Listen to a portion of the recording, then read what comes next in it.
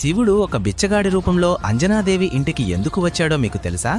ఒకరోజు అంజనాదేవి సంతానం కోసం శివుడికి పూజలు చేస్తున్నప్పుడు బయట నుంచి ఒక భిక్షగాడు, తల్లి, నాకు ఆకలిగా ఉంది, తినడానికి ఏమైనా ఉందా అని అడుగుతాడు. అంజనాదేవి ఆ భిక్షగాడిని లోపలికి పిలిచి భోజనం ఏర్పాటు చేస్తుంది. తరువాత భిక్షగాడితో వెళ్ళి చేతులు కడుక్కొని రండి అని చెప్తుంది.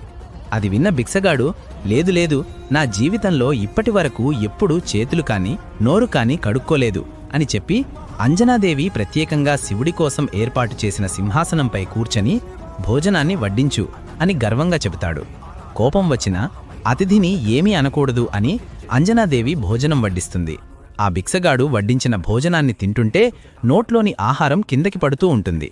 అతను అంజనాదేవిని చూసి, నీకసలు వంట చేయడం వచ్చా అని వంకలు పెడుతూ శివుడి కోసం వండిన భోజనమంతా తినేస్తాడు.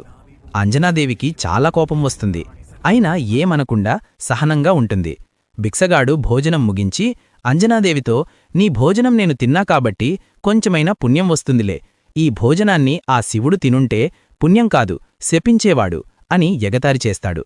అది విన్న అంజనాదేవి కోపం ఆపుకోలేక, నా శివయ్య గురించి ఇంకొక్క మాట మాట్లాడితే అని అనేలోపు భిక్షగాడి రూపంలో ఉన్న శివుడు నిజమైన రూపానికి వచ్చి, నీ కఠోర పూజలకు నా మనస్సు చలించిపోయింది, నిన్ను పరీక్షించడానికే ఈ రూపంలో వచ్చాను, నీ భక్తికి మెచ్చి నీ కడుపులో హనుమంతుడి రూపంలో జన్మిస్తాను అని వరమిస్తాడు. ఫ్రెండ్స్, ఓం నమః శివాయ అని కామెంట్ చేయండి. Download ShareChat.